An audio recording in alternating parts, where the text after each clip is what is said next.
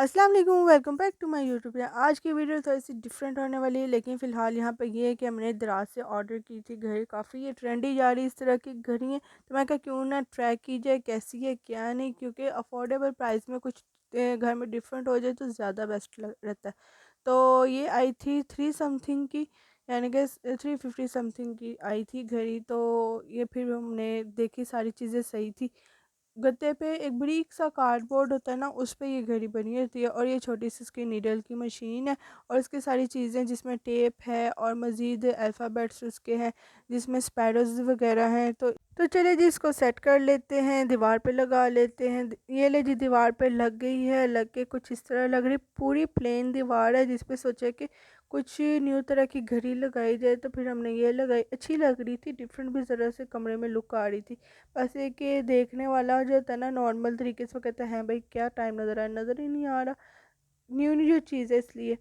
तो बस ये सारा कुछ है। तो यहाँ पे ये देखें हमारी जो कितना 3D सिस्टम की लाइट, जो डिस्को टाइप होता है वो, ये सिर्फ एक धूप की वजह से जो कर्टन था ना उसका जो होती है, कैसे कहते हैं, लफ्ज़ तो मुझे नहीं आ रहा, हुक जो होती है जिसमें कर्टन फिक्स हुआ होता है, ठीक है, उसके साथ जो सूरज है रिफ्लेक्ट करके इतनी प्यारी सी रेनबो टाइप लाइट बना रहा था। मैंने पहले इतना ढूंढा कि पता नहीं कहाँ से लाइट आ रही, कहाँ से लाइट आ रही, फिर पता चला जी वो सामने विंडो है, और ये जो है ना जहाँ से कर्टन फिक्स होता है, तो इसके साथ रिफ्लेक्ट करके ना, तो ये सारी लाइट बन रही थी, बहुत प्यारी लाइट लग रही थी।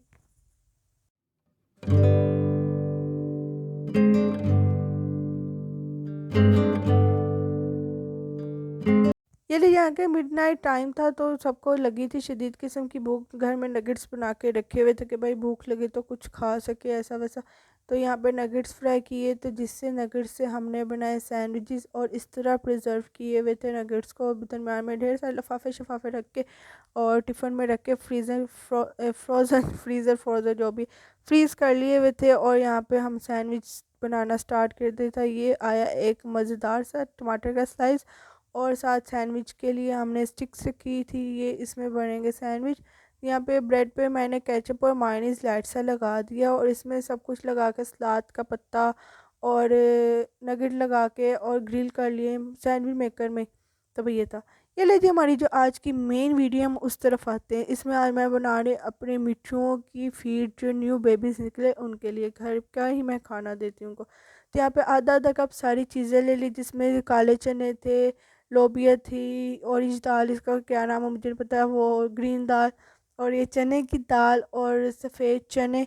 तो ये सारे इंग्रेडिएंट्स आधा आधा कप मैं लेती जाऊंगी, तो डालती जाऊंगी। ज़ीरा लिया है हाजमे के लिए, और 2 कप 2 चम्मच ले ले ठीक है।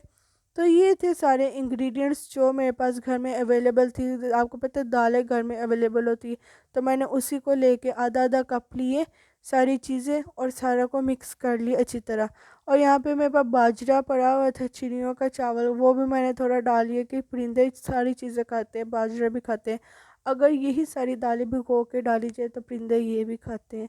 तो मैंने कहा क्यों ना इनसे ही फीड बनाई जाए। पिछले साल भी मैंने फीड बनाई थी, लेकिन वो कुछ और थी।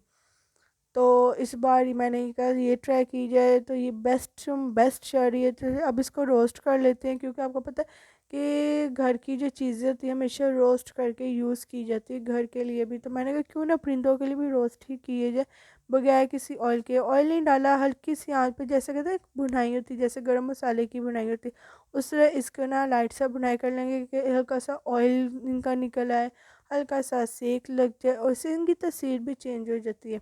जैसे कि अगर बाजरे को गर्म किया जाए ना, तो वो मज़ीद उसकी तसीर गर्म हो जाती है। तो इसी तरह ये चीज़ें भी, ये अब इसको हल्के से बनाई, जैसे खुशबू वगैरह आएगी तो फ्लेम ऑफ करके इसको ठंडा कर लेंगे।